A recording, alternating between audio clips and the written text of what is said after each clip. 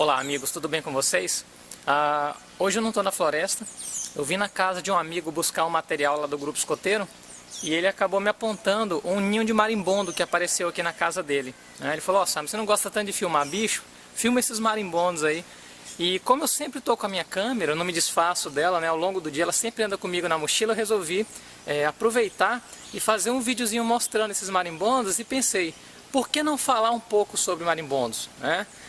Quando nós falamos de animal peçonhento, em acampamentos ou em trilhas, nós sempre temos medo de serpentes, aranhas e escorpiões. Mas se pararmos para pensar, provavelmente a maioria dos acidentes com animais peçonhentos que acontecem no Brasil, e a maioria não é nem notificado ao sistema de saúde, ocorre com ferroadas de marimbondos, de vespas e de abelhas. Então eu acho que é muito interessante falarmos um pouco sobre esse grupo de insetos aí responsáveis por tantos acidentes no Brasil. Eu quero deixar claro que esse vídeo não é um vídeo técnico, é um vídeo meio que de improviso, né? É até melhor porque eu falo uma linguagem mais simples que todos possam entender. Mas cadê o ninho de marimbondo? Tá aqui, ó.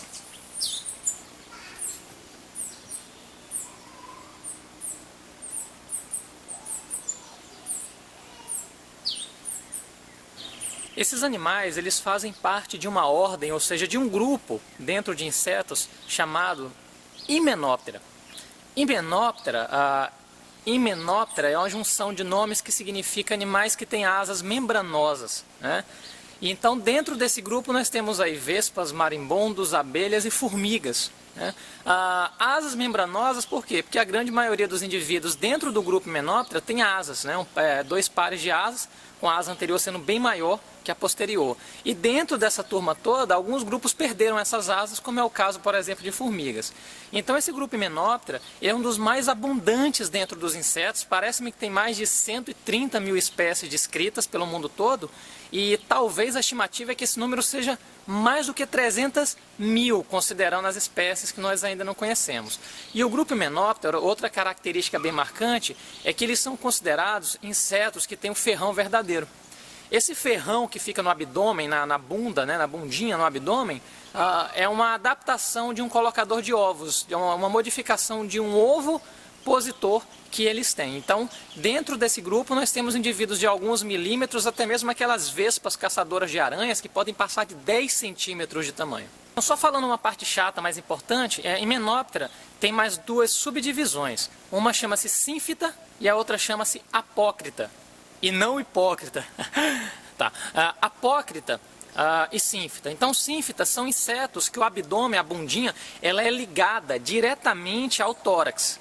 Já no grupo apócrita, são esses insetos que vão ter uma cinturinha, um pecíolo, ou seja, um estrangulamento entre o abdômen e o tórax. Quando eu falo de apócrita, provavelmente são os animais que vocês mais conhecem.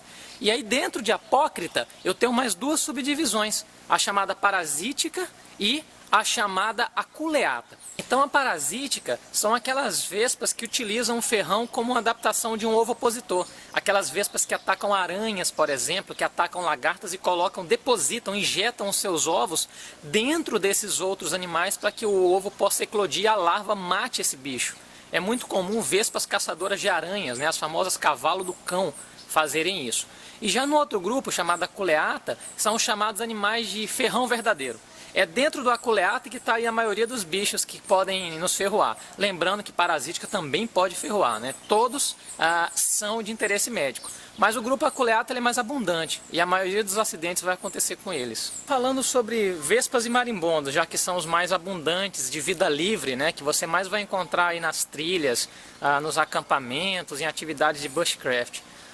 Às vezes, eu tenho outra pessoa que fala assim, apesar de eu não ser especialista nisso, eu estou aqui falando de gaiato, algumas pessoas perguntam: Simon, qual é a diferença entre a vespa e o marimbondo? Como é que eu posso falar? Digamos que todo marimbondo é uma vespa, mas nem toda vespa é um marimbondo, tá? As vespas, elas são solitárias e elas são geralmente predadoras. Elas se alimentam de outros insetos. Então quando você vê aquela vespona voando sozinha, é uma vespa, digamos assim, verdadeiramente uma vespa, ela é aquela que faz a casa no solo, né, o buraquinho lá no solo. Já o marimbondo são aquelas vespas que vivem em colônias. Então a maioria desses ninhos que você vê, né, dessas vespas que vivem em ninhos, acabam recebendo a denominação de marimbondo. Então a maioria dos bichos que você vai ver ou vai se acidentar, e com certeza nós chamamos popularmente de marimbondos, que é o caso dessa galera que está aqui em cima. E vespas e marimbondos, se não me engano, tá, gente, deve ter mais de 30 mil espécies no mundo. Algumas são solitárias, outras são sociais. Elas se distribuem também em outros países, né? Nós temos aí as Hornets e as Yellow Jackets americanas aí, que são responsáveis por muitos acidentes com campistas e acampadores por lá. Mas certamente nos países tropicais essa riqueza ela é muito maior, e essa diversidade. Então vespas e marimbondos, dependendo das espécies que nós temos, aqui no Brasil tem muitas, né? Temos aí a subfamília Polistine. O gênero Polistes é um dos principais gêneros causadores de acidente no Brasil. Então tem tanta espécie aqui no Brasil, né, não tem um número exato, que você vai ver muito nome popular. Caba de igreja, aqui no norte chamam de caba, né? A vespa marimbondo chamam de caba. Caba de igreja, o Exu. Exu de chapéu, que é um tipo de marimbondo que faz aquela casa achatada, que parece um lustre, que eles ficam tudo embaixo ali, só esperando alguém encostar naquilo lá. Nós vamos conhecer a caba da noite, marimbondo tatu, né? Então assim, tem muito nome popular que as pessoas falam de norte a sul do Brasil. E um fator interessante, vespas, por mais que nós tenhamos medo, quando eu falo vespa e marimbondo, entendam como tudo no mesmo balaio. Normalmente não são animais agressivos. A agressividade é mais quando você está perto ou quando você encosta na sua colônia, no seu ninho, que ela tende a ficar mais agressiva. Que é o caso, por exemplo, dessas que estão aqui em cima, né? Eu estou bem embaixo dela aqui, ó.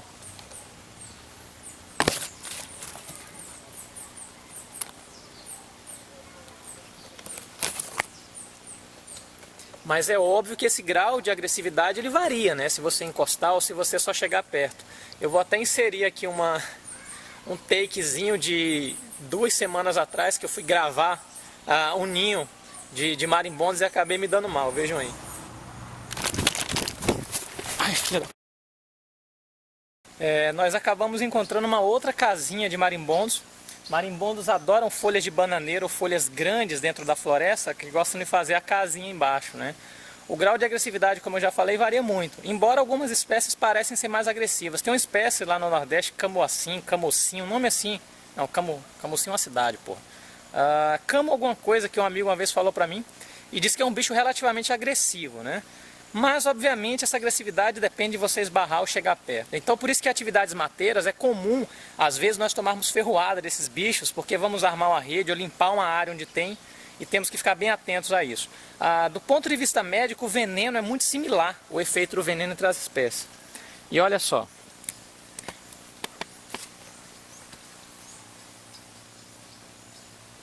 Uma outra casinha aqui. Essa casa, ela é feita aí de uma mistura basicamente de celulose com saliva. E dentro dela é cheio de favos, onde vai ter a deposição dos ovos para virar larvas. E olha como é que esses bichos são agressivos. Eu vou dar uma perturbada aqui, para vocês verem a habilidade delas se reunirem para fora da casa.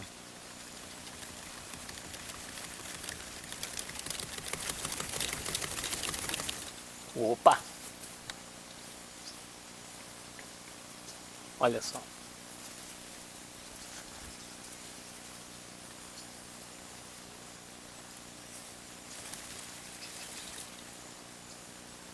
Elas já se reúnem todas para saber o que está acontecendo.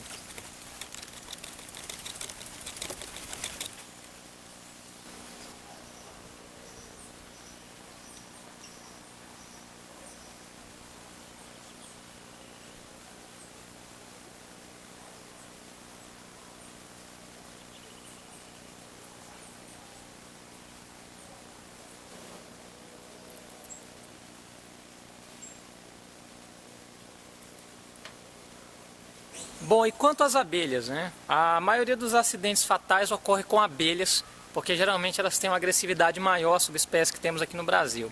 As abelhas elas fazem parte de uma grande família, uma grande superfamília chamada Apóidea, que são as abelhas produtoras, né, de mel aí de forma mais maciça, e que tem uma grande organização hierárquica dentro da sua colônia. Tá? Então nós temos uma série de grupos de abelhas. Temos aí uma subfamília chamada bombine, que são as mamangavas, aquelas abelhonas que fecundam, por exemplo, maracujá, fecundam algumas orquídeas coloridas que fazem aquele barulhão quando voam. Nós temos uma subfamília chamada meliponine, que são as famosas abelhas sem ferrão. Na verdade elas têm ferrão, mas esse ferrão é diminuído, né? Eu até filmei também na semana passada, vou colocar agora o takezinho para vocês verem aí de um grupo meliponine. Elas também são produtoras de mel e o grande problema dessas abelhas, apesar do ferrão ser reduzido e não ferroarem, é que elas adoram se enroscar no cabelo. Muitas vezes elas acabam mordendo você procurando o sal do seu suor que atrai elas. Então essas daqui, ó, tem um ninho no solo, né, abaixo de uma árvore. E já que elas enroscam no cabelo, eu vou sair daqui porque para mim representa um risco muito grande.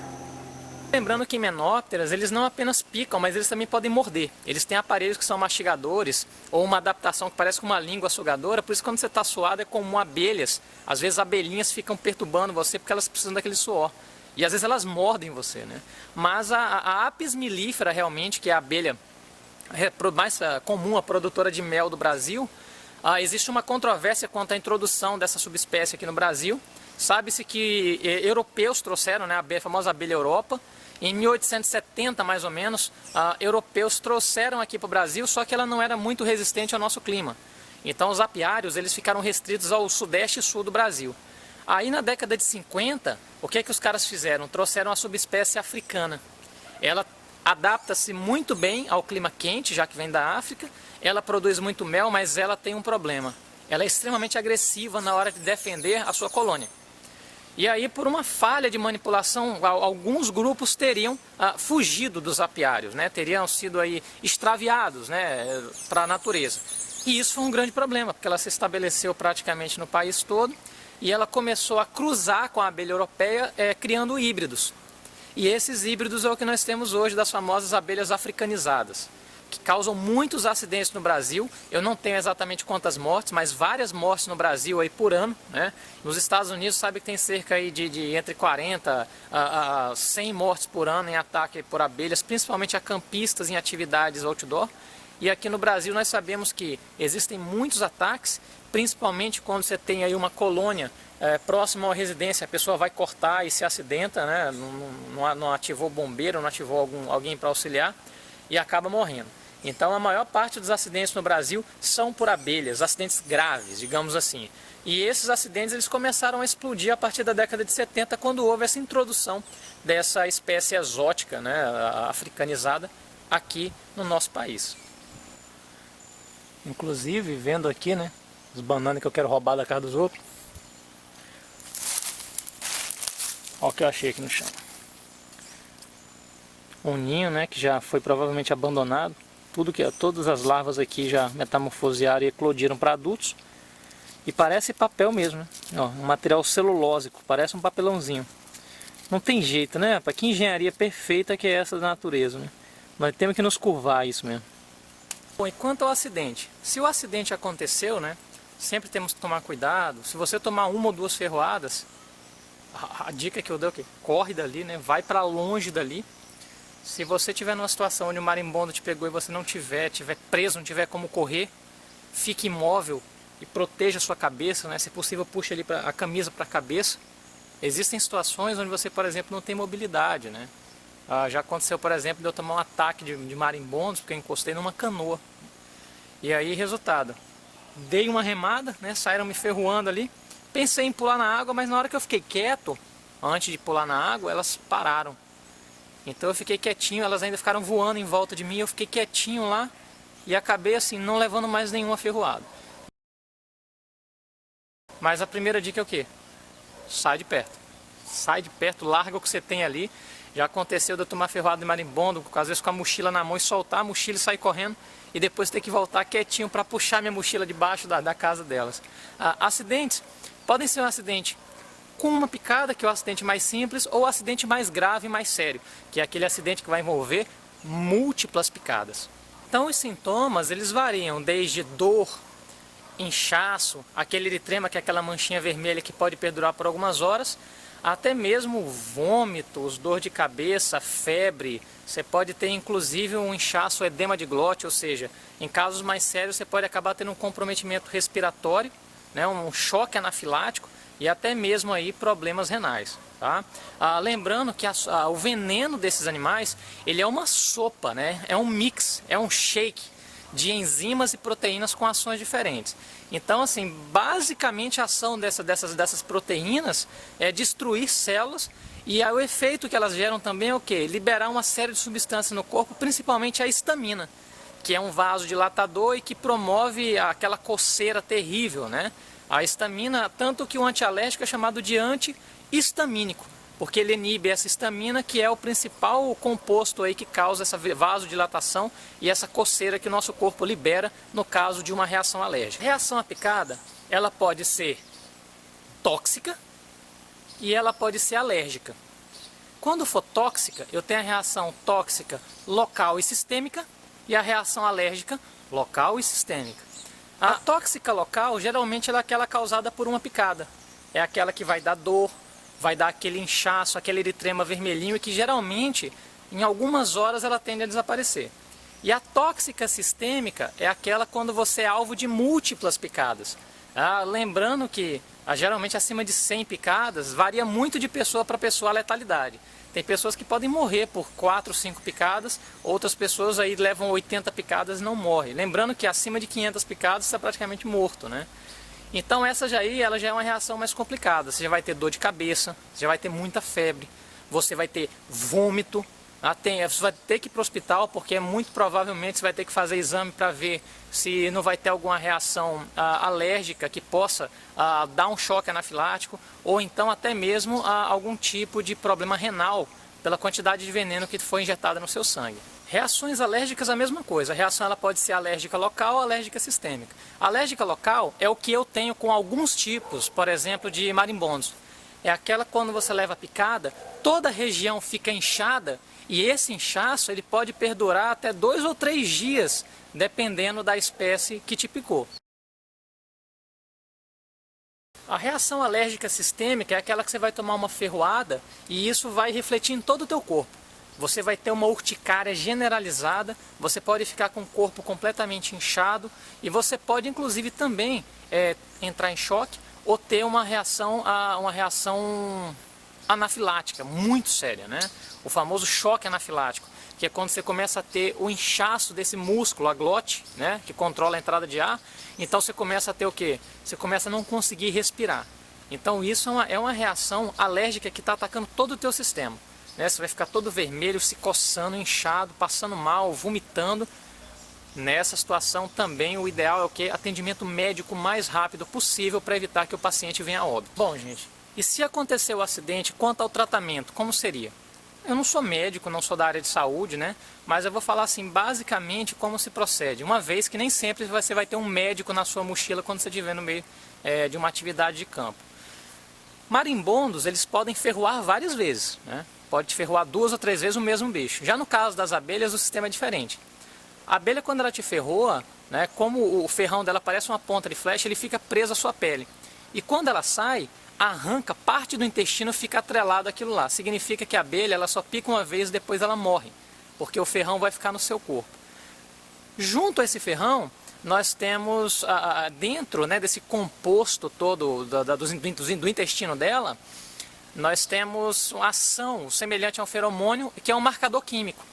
Quando ela ferroa um indivíduo, fica uma sinalização para onde todo o outro grupo precisa direcionar o seu ataque.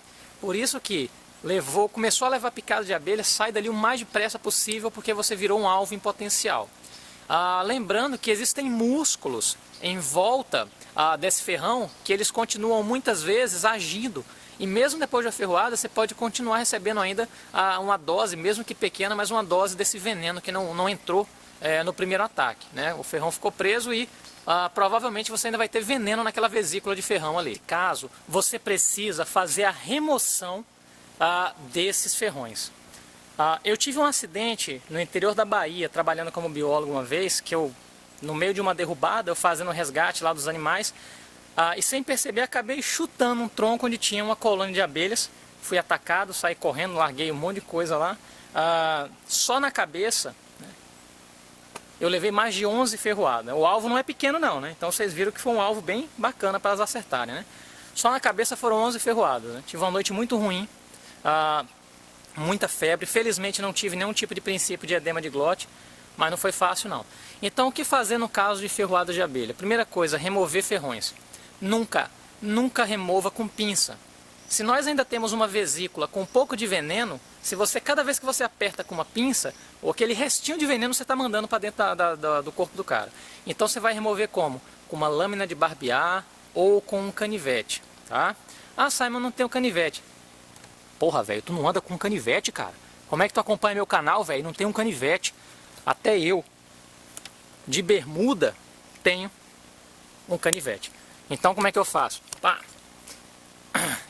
Você pega aqui e vai removendo, tirando os ferrões que vão ficar na pessoa, né? Você vai fazendo isso. Tô brincando, se você não tiver um canivete, cara, pega uma faca de mesa, pega qualquer coisa que tenha uma borda levemente afiada que possa puxar, engatar e puxar isso daí e não usar uma pinça, ok? No caso de uma ferroada, ou seja, uma reação tóxica local, o que os médicos recomendam? Uma compressa fria, ou seja, colocar alguma coisa gelada em cima dessa região onde foi ferroada e dar para o paciente um analgésico, né, para que possa passar um pouco aí essa dor, né? Se for um edema mais extenso, é recomendado o quê? O uso de um anti-histamínico e um anti-inflamatório. Sempre ande com anti-histamínico. Eu, quando estou na floresta, quando eu estou no mato, eu tenho até um vídeo antigo meu que eu mostro aí sobre medicamentos que eu carrego no mato. Eu sempre tenho pomada e eu sempre tenho comprimido anti-histamínico. Então, se eu tomo uma ferroada, geralmente eu passo a pomada. Se continua doendo muito ou inchando, eu já tomo um anti-histamínico, né? Mas isso é o que eu faço. Converse com algum médico, com algum profissional de saúde para que ele possa te indicar direitinho no seu caso o que seria. Tá? Picadas na cabeça, pescoço ou rosto são mais sérias. Por quê? Porque tem um risco da obstrução da glote, do inchaço da região interna do pescoço que vai obstruir a passagem de ar. Nesse caso aí o corticosteroide, né, injetável ou por via oral já é recomendável, mas aí já é uma questão do médico te indicar isso. Casos gravíssimos, né? Centenas de picadas, principalmente crianças e idosos, já pode ser preciso uma questão de uma diálise, já pode ser preciso uma transfusão sanguínea. Aí quem vai decidir isso é médico, aí já vai ter que ter uma UTI, né? Então nesse caso aí, gente, quanto mais rápido a pessoa for levada, melhor é. Está sendo testado um soro anti-abelhas, né, anti-apis mellifera. Eu não sei em que pé está esse teste aí. Eu sei que esse ano estavam fazendo testes e se sair esse soro realmente vai ser uma coisa maravilhosa. Mas até então o tratamento ele se baseia no tratamento sintomático. Uma droga muito utilizada, principalmente por pessoas que são extremamente alérgicas, é o quê? É a chamada epinefrina, né? A adrenalina, ela é na verdade o que é mais eleito para tratamentos emergenciais. Aqui no Brasil não sei se encontra. Nos Estados Unidos você encontra aquelas cápsulas, aquelas pessoas que já passaram pelo médico e que às vezes uma picada pode ser fatal, e as pessoas que estão aí sujeitas a esse tipo de picada, eles carregam isso, né, que você tira a tampa, coloca ali na barriga e injeta uma dose de adrenalina para te dar essa sobrevida ou se não morrer com a reação alérgica. Aqui no Brasil nós não encontramos isso, mas obviamente se for utilizar, se você trouxer dos Estados Unidos, o ideal seria o quê? Seria você falar com o médico antes, que é quem vai poder te dar uma ideia muito melhor baseada no seu caso. E como se prevenir? Cuidado. Se você está acampando, evite deixar, por exemplo, a barraca aberta. Deixa a barraca fechada para evitar que abelhas, dependendo do lugar, por exemplo, existe um lugar aqui em Rondônia, onde eu faço meu doutorado, que é o ponto mais alto de Rondônia. Cara, quando você está lá em cima, é tanta abelha, mas é tanta abelha, que você fica assim apinhado de abelha. Então você tem que tomar muito cuidado para não pressionar aquele bicho contra o corpo, para não levar ferroada, né? Então assim, evita deixar a barraca aberta para não entrar um marimbondo. Se você usa rede, deixa ela fechadinha lá com o mosquiteiro para evitar que esses bichos possam entrar. Depois de uma caminhada longa que você está muito suado e tira a camisa no acampamento, procure estender essa roupa um pouquinho afastado do acampamento. Aqui na Amazônia, quando você deixa a roupa estendida, você vai ver depois, ela está uma coleção de marimbondos e vespas que foram atraídas pelo sal do seu suor. Então deixa a roupa mais afastadinha. Cuidado quando for deitar ou sentar de uma vez. Vê se o lugar não tem um marimbondo ali, que se você pressionar você vai tomar uma bela ferroada. Quando for fazer a limpeza do terreno, fica atento se não tem uma casinha de marimbondo ali perto. Às vezes com facão você acerta ela e pode levar uma bela de uma ferroada. Evite, lembrei agora, cheiros muito fortes. Tem pessoas que às vezes passam muito desodorante ou muito perfume, um cheiro muito doce, muito forte. Ou cheiros, por exemplo, de cânfora e menta, eles costumam também atrair muito bicho para o acampamento. Tá? Resto de comida, mantenha afastado. Terminou de comer, dá um jeito de embalar, não deixa a tua mesa de mato ali com comida em cima não, porque isso vai atrair abelhas, isso vai atrair marimbondos para o teu acampamento. Bom, e é isso, né? Era para ser um vídeo rápido, era para ser uma conversa simples, mas eu falo mais que a mulher do leite lá, mais que o homem da cobra. E é isso, amigos. Eu espero que esse vídeo possa ser útil, essa conversa sobre vespas, marimbondos e abelhas. Espero que eu possa ter ajudado aí, tirando uma dúvida se alguém tivesse. Tá? Mais uma vez, muito obrigado por quem está assistindo. Vocês aí, tá tendo interação muito legal. Obrigado pelos likes. Obrigado aí. Peço que se você não está inscrito ainda, se inscreva aí, né, para poder, toda vez que tiver um vídeo novo, você receber uma atualização. E muito obrigado por todo o apoio que vocês estão dando, viu? Então, um grande abraço a todos vocês.